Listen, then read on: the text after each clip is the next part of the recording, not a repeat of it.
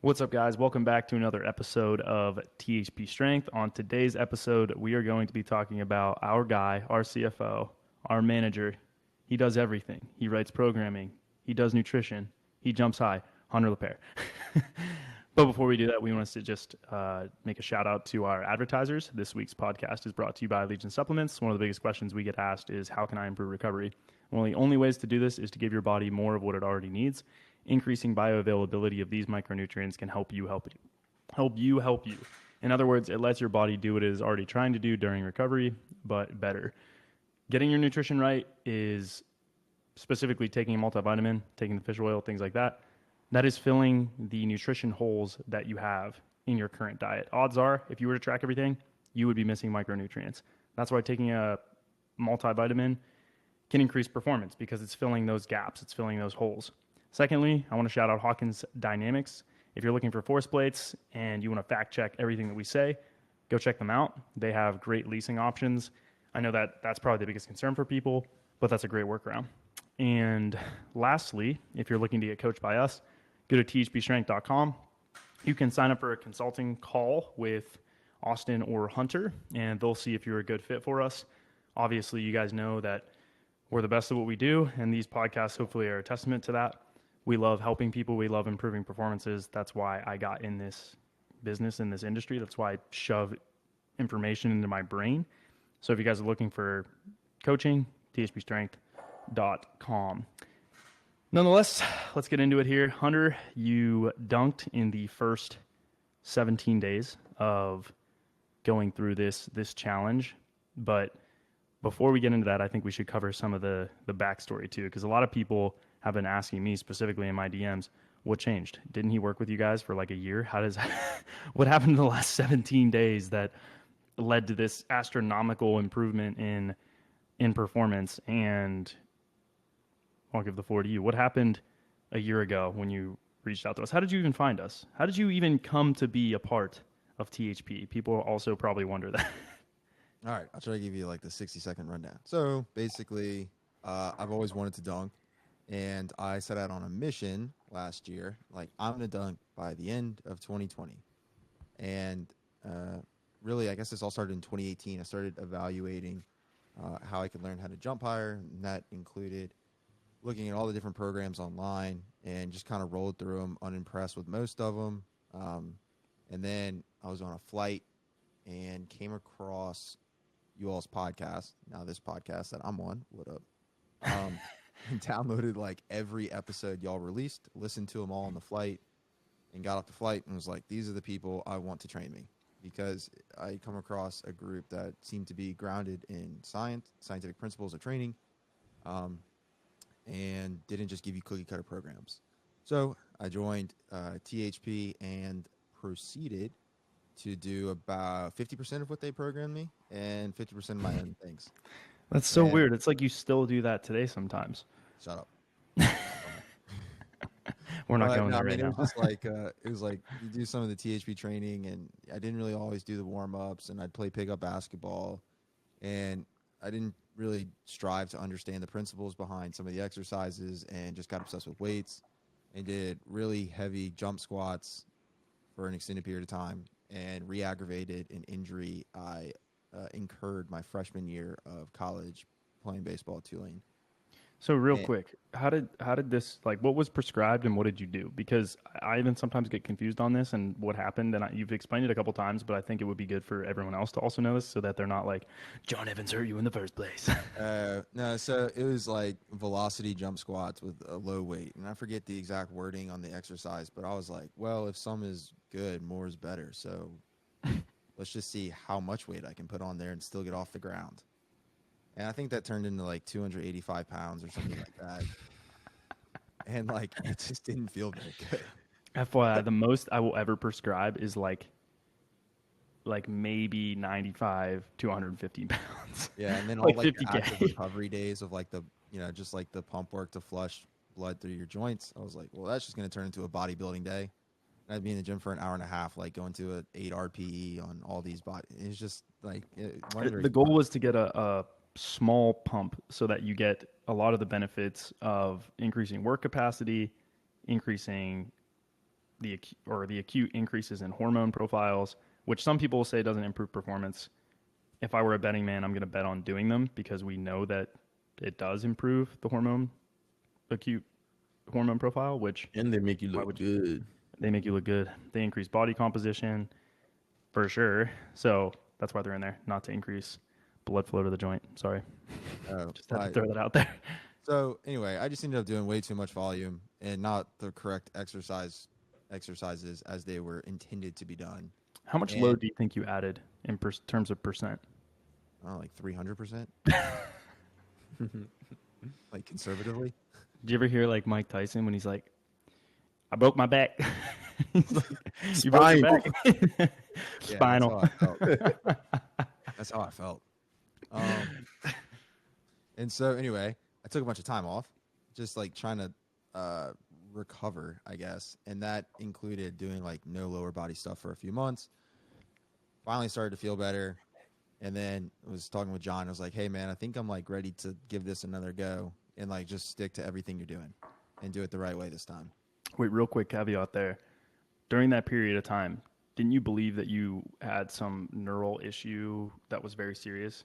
I don't remember what it was. Yeah, like multiple sclerosis. Yeah. Oh, yeah. You thought you had MS, and I was like, bro, I'm pretty sure it's just your back, and you're feeling referred pain. I'm a hypochondriac. So I was like, bro, you just jumped with 275 pounds on your back. You're feeling referred pain, nerve pain, as a result of your spine getting compressed, and it's referred pain. And that was like the first thing I told him. I was like, it's probably back pain. Do the Go Big 3, go on walks. Like I gave you the general prescription that we tell people. That's like evidence-based, peer-reviewed recommendations from the guy that invented backs, basically.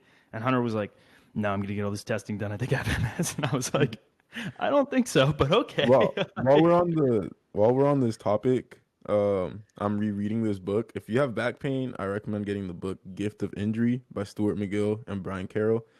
Brian Carroll is one of the strongest powerlifters of all time, and it'll give you a lot of insight on how to recover from a back injury. This could be a future podcast, by the way. Yeah, that'd be a good one. But so anyway, finally started to like feel better and just told John, hey, I'm ready to get at this again, and let's just do it the right way this time. And I was like, it might be worth like actually recording and kind of see like what kind of progress I can make if you actually just stick to it and don't do stupid shit on the side. Which, by the way, I didn't totally follow. In week 2, I just found this out. So I started doing 2-a-days last week with Brazilian Jiu-Jitsu and Muay Thai. And that shit is really hard.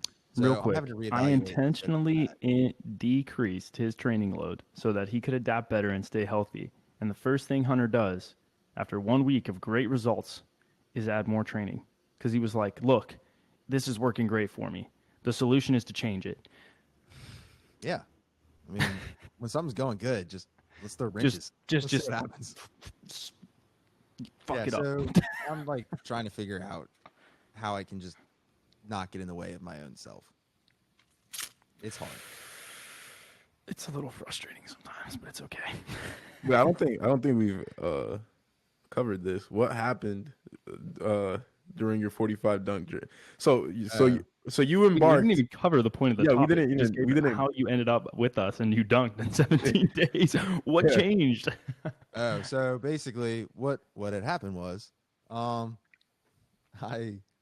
stuck to the training and I used John as a resource very frequently, asking what's the intent of this exercise? What am I trying to do? How do I properly perform this workout routine? Trying to go against what I did in the last round of John's training. And then Isaiah and I would have conversations offline about like, hey, can you review this jump form? What do I need to work on? And between the two brains of Isaiah and John, there was just a substantial amount of progress that was made in 17 days, to be exact.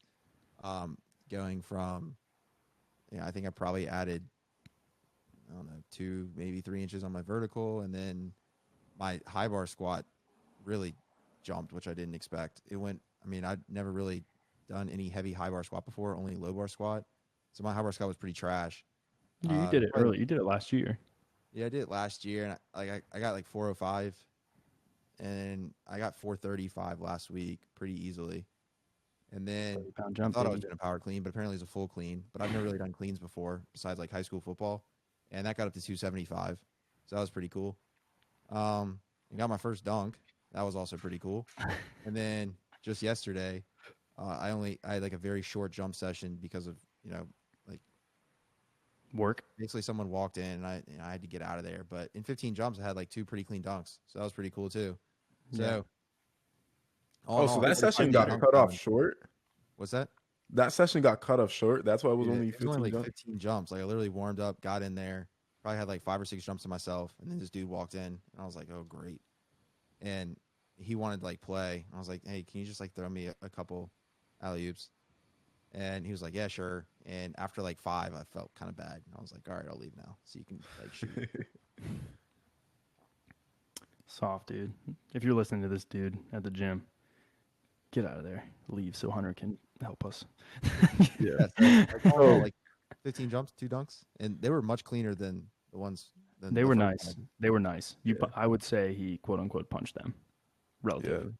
So for the guys that want to see his progress, I would recommend checking out his Instagram. It's Hunter_Lapierre, and on there, so we did a 45-day dunk challenge, and he basically tracked every single day, and is still tracking every single day. And what the purpose of the day is, how it went, how he felt. So you can go on there and literally go from day 1 all the way up to day 17. We still have about a month left in the challenge. Where do you think you're gonna be by the end of the 45 days? By the way, did you see the meme that was made about your dunk progress? I love that guy. John, I don't know if you saw this, but Which one was it? I think I did. Super Isaiah said, this is gonna be Hunter at the end of the 45-day dunk challenge. Yeah. And, and it's a hoop mixtape video of dunk contest dunks. Carter, like Yeah. Tracy McGrady. Yeah, it was awesome. Uh, One thing I actually wanted to say was that the first time Hunter did start working with me, he did actually see a lot of progress, specifically on his approach off 2 feet. He actually did start to make considerable progress in his max strength and his power clean and things like that, and then hurt himself. I was also in a And caloric deficit during that time. you were on force deficit, Caloric deficit, caloric deficit. Oh, okay, which yeah, probably made the load that much more difficult. and to it was well, not good. the fact But made the load more But difficult. when he got hurt, I was like, look, it's probably this. You're probably going to be fine, whatever else. Like, I've herniated a couple discs, and I have nerve pain from when I was a kid, when I was like 15. Actually, yeah, I was 15 when I did it. A lot of people have made that like a hit on me, like, oh, you hurt yourself. You don't know what you're doing. It's like, no, I hurt myself, so I know how to make sure you don't hurt yourself in the future. And people are like, oh, you're always hurting stuff. I'm like, that's from the previous 10 years of my life that I did the wrong things and listened to the wrong people. And now I don't advise other people to do the same thing. And I train pain-free 6 days a week at 27 years old. That's pretty uncommon. Anyways, backtracking to Hunter, he did the things that I kind of recommended, did some BFR, did the back exercises and stuff like that, and slowly progressed back. Then we moved into a deadlift progression, which was about a month, I want to say, just to make sure that his back was proficiently strong and that he had requisite strength so that he would be able to even do the training in the first place. And then he was like, hey, I'm through this cycle right here. I feel ready to really hit it hard, because it was still, brought down. The needle was dialed back a little bit in that cycle to make sure that he could get back to doing power cleans and squatting and jumping to some sprinting to some degree. And then I was like, okay, if we're going to really focus on this, I think this is going to be the best option for you, because 1, you have a tendency to push too hard too soon. 2, you're just coming off a back injury, so we don't want to push the volume and the workload too high and re-injure you, obviously. 3, if your goal is to dunk as fast as possible, then we need considerable amounts of unloading so that you're able to perform on the days you're actually jumping. And if your deficit is jumping, then we need you to get more jump reps in, which means we can drop back a day of the heavy weightlifting, drop back a general day of the training, and focus on these higher intensity days, dropping volume overall by about 40%. Whereas with Isaiah, right now, he probably has a similar comparable volume actually to what Hunter does. But relative to the past, like, what do you think your volume is right now? Maybe like 50%? Well, right now I'm literally just doing isometrics and upper body. Wait, you haven't you didn't do anything yesterday? I haven't done anything since Thursday. I've just been doing isos. Is your quad that bad? Nah, so Sorry to hijack the podcast. What? This is news to me. Yeah. So I, We talk about business. We don't talk about his training all the time, guys. yeah, as you guys can tell. Yeah. Wait. So what Um, happened? um, so I decided I don't want to get back to training until the pistol squats to a 3. So I've just been doing ISOs and then doing a pistol squat to test in the morning. I'm That's down to a, stupid. You're not. I'm down to a 4.5 from a That's 7. Oh, a 7. Okay. All right. Keep Yeah. doing what you're doing. Yeah. I don't know how did it get so bad, or was it just that you could never do that? You just never tried. Uh, it was that like I think I was more healthy than I thought because I was doing like bilateral tests, and I think I would just naturally like Bias um it. yeah, I would So bias you to were my less healthy right than you leg. thought. Yeah, yeah. Oh, okay. So my plan, this is a plan. I literally wrote it out. I just haven't told you anything. But my plan was split squat till I was at a 3. I mean, pistol squat till I'm at a 3, and then I'm gonna do slow strength with split squat instead of regular squat. That way, like I mean, your front squat went up how much this cycle? I never tested, but I'm guessing it probably went up around 15 pounds. Yeah. So it's not for waist, but I want to see you jumping soon. Yeah, It's yeah. fine. It's fine. It's fine. I'm not mad. Anyways, um, well, relative to his previous training load, he's probably right around 10% of what he used to do. But prior to that, he was where Hunter is right now and probably was about 60% in terms of workload. And the reason that works is because you're able to recover a lot faster and the quality of the session goes up a lot, but you're not necessarily training to train. In terms of long-term progression and improvement, that's the type of training I actually want to save for later on in someone's career, because building that base as much as you can early on is what allows you to perform to a higher degree later on. So if earlier you are building the base of that pyramid as big as you possibly can, and then building those base layers of volume and workload and everything else, again, you're training to train. So whenever I back off all the training load, like I did for Hunter, it's easy.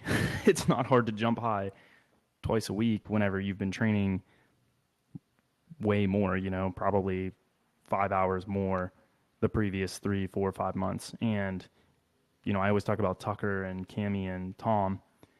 The reason why I push them so hard so much right now is because they're relatively young. They have good training experience and their compliance is crazy high.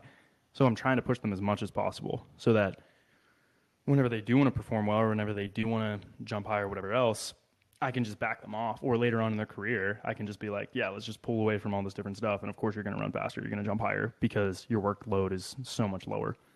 And they're not really, I mean, what are they competing for right now? Like Cammy might do a meet or whatever else, but other than that, Tucker is a student just trying to jump higher, and he's in his like sophomore, junior year, and Tom is kind of in the same position. So they're young enough, they're really plastic in the sense of they can adapt and they can handle a lot of different loading. So with Hunter, that was kind of the purpose, was he loaded up. How old are you, 26? Yes, sir. When you turn 27? March 20th, When did you graduate high school? 2012. Oh, same as me. You're just a young buck, huh? I was young for my class. Yeah. Wait till next year. It really hits you. You're close to 30. Really close to 30. Yeah. I know, right? Hit 30 today. That's tough. And yeah, anyways, Hunter's a lot older. He's got more training experience, all those things. So it worked backing him off. Will we get him back to that higher loading? Yeah, we'll see. Right now he's doing Brazilian Jiu-Jitsu, so I can't really afford to add training load. He might get hurt. But yeah, that's basically what happened. I storied it every day for the last 17 days. I talked about what the purpose of each thing was, and Hunter's focus was a lot better. I think one reason that you really improved was the approach rehearsal. You want me to expand upon that? Yeah. This is about you. So let's see, how do I want to phrase this? So jumping is much more about form than I had previously thought. And a big part of that is getting down to the point where when you are lobbing the ball to yourself or you are approaching a jump, you are not constantly like thinking about how to jump. And so a big part of that was understanding that skill needed to be acquired. And then throughout the day, realizing that the best way for me to approach was either a 5 or 6 step. And so during the day, it would be right, left, right, left, right, left, right, left, right, left, right, left. And then throughout the day, you're just kind of telling that to yourself. And then during warm ups is what you're thinking about. In between sets at the gym is kind of what I was thinking about. And then Isaiah and I spoke at length about that, but also the positioning of your arms as you're approaching. And yesterday, so I don't know what day that'll be. I'm a few days behind on Instagram, guys. My apologies. But when I posted 2 dunks, that was the first day where I really was thinking about the approach per Isaiah and I's conversation about the arms and the 6 Whoa, steps. whoa, whoa, whoa, whoa. 5. John, you were involved. Could have swore I was on the call. Weird. But I don't think there's. I mean, I think a good part of it was sticking to the training, and then maybe even an equal amount was just really trying to hone in on the skill of jumping. And, like, I think that's more important, actually. Yeah, probably. And then I'm serious. Understanding like what you're trying to accomplish with your approaches versus just like, I'm just gonna go jump. Yeah. Yeah. One of the things that we haven't talked about that has really hit me recently, and obviously Hunter now, and Isaiah kind of alluded to it too. We get this question all the time, which is, oh, are there any drills? And previously I've been like, no, F that. Like, drills are stupid. But I've been looking a lot into the research on, as I got more into plyometrics recently, pre-activation, and then talking about motor sequencing when I was on a call with the guys from Hawkins Dynamics, and they were like, well, the approach starts even before you toss the ball. If you're going on a lob, or if you're doing a foul line dunk, you're already programmed to know what to do even before you start that run up. You've already set the trajectory of your run up. And I was like, that's actually true. Like, if you ask Isaiah or I on our best jumps, what were you thinking about? We're like, I saw myself crushing the dunk.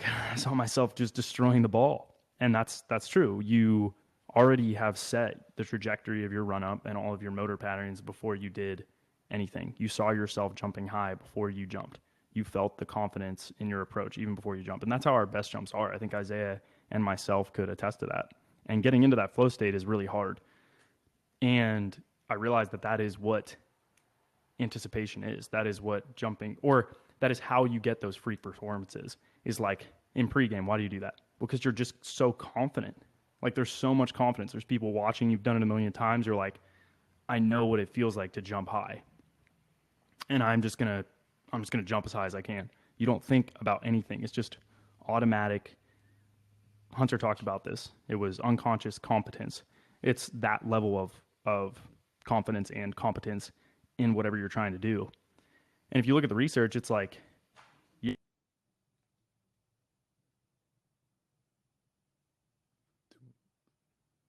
Did we just lose them momentarily? We lost John.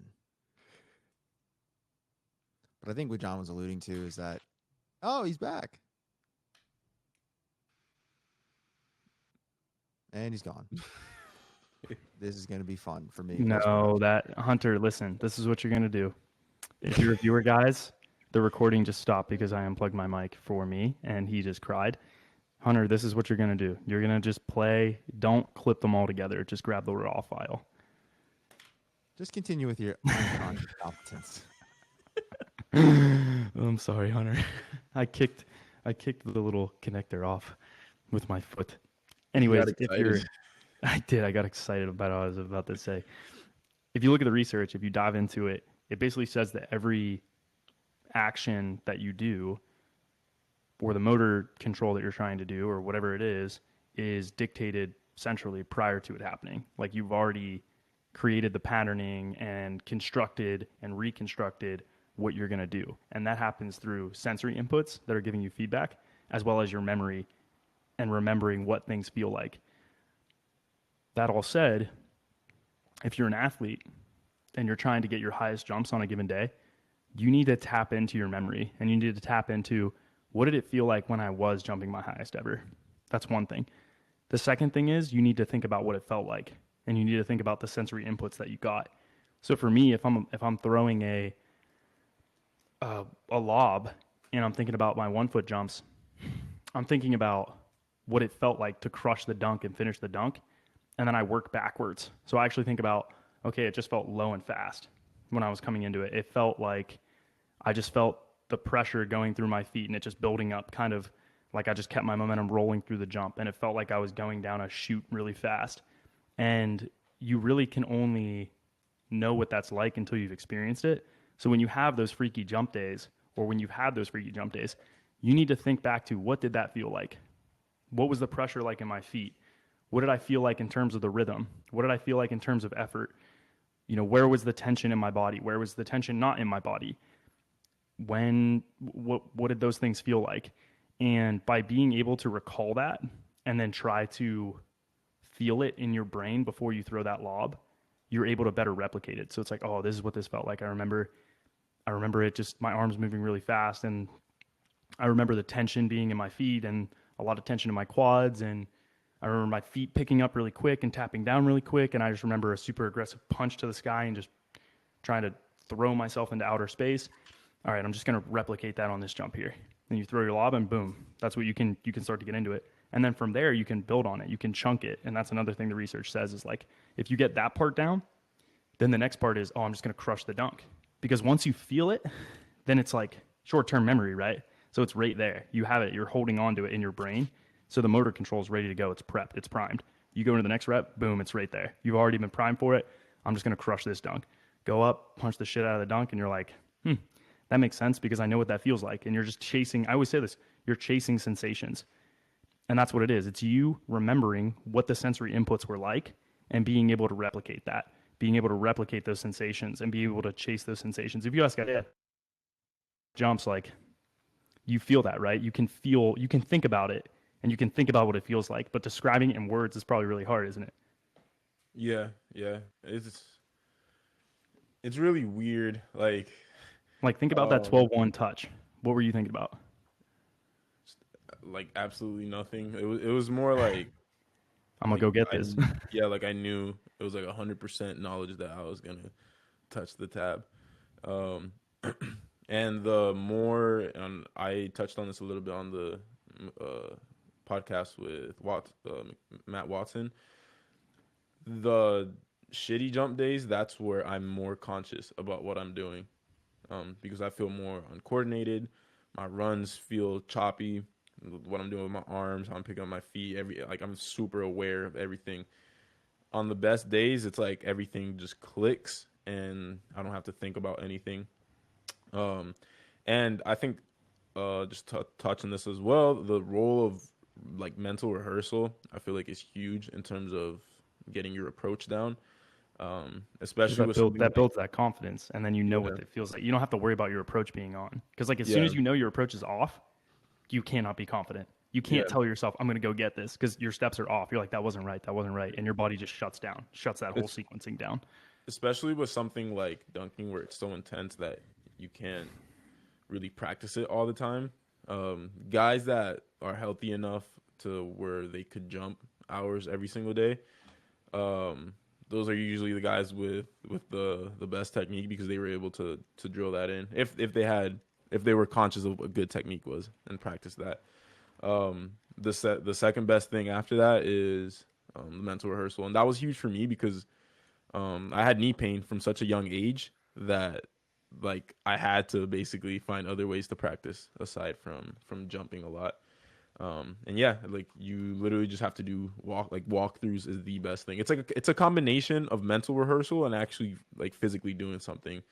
Because you can just think about it, but like walking through your approach and like John said, feeling every step, remembering how a good jump feels, and as you're doing a walkthrough, you're thinking that. So when I'm doing my walkthrough, there's like a few things I'm thinking about. I'm thinking about the rhythm of the steps. So I'm doing. I know for a 5-step approach, my first step has a little skip to it, so I skip. What's the first step that touches down? And then yeah. So I like skip into it, and then it's like a boom, boom, and then my penultimate hits. I think like long step, so I take a little bit longer of a step while I'm walking, and then the last two are quick. And I'm just practicing that skip, boom, boom, ba boom, skip, boom, boom, ba boom. So you're really doing like a 4-step. Yeah. So you skip in and you're left right. So you go skip in. So it's a 5-step. So I'll skip. It's 5-step? I'll skip with my left foot. So my left foot makes contact with the ground 2 times So it's in a row. forward. So it's like forward, left, left, and then it's Yeah. right, left, And then right, the left, right right. step is a big step. So I almost like gallop.